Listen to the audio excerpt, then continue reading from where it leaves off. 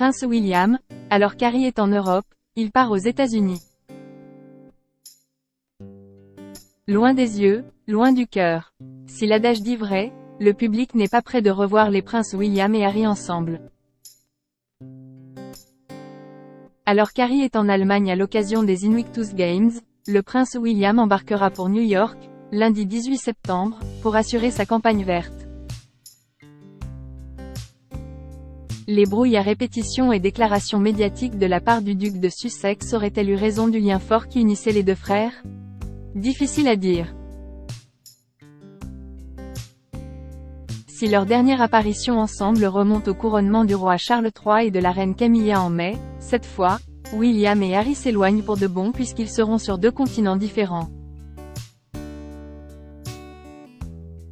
En effet, 2 jours de négociations diplomatiques attendent le prince William, qui a récemment été sacrée personnalité la plus populaire et la plus digne de confiance aux États-Unis selon un sondage Gallup, devant Joe Biden et l'Ukrainien Volodymyr Zelensky.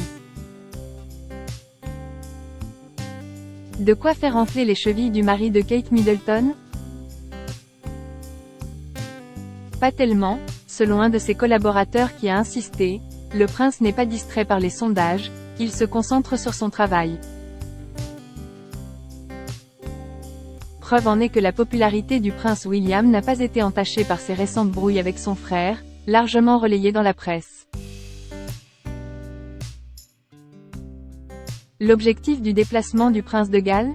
Assister à un sommet écologique qu'il a lui-même créé en 2020, le Earthshowrise Innovation Summit.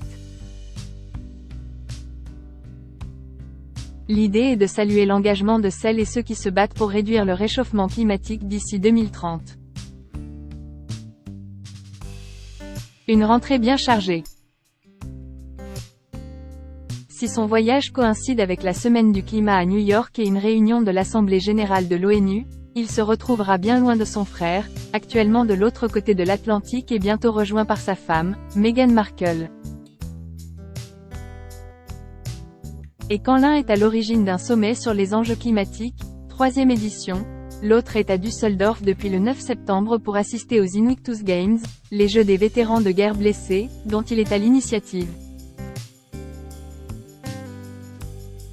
Une rentrée sur les chapeaux de roue, donc, pour les deux princes et leurs compagnes, qui ne devraient pas se croiser de sitôt.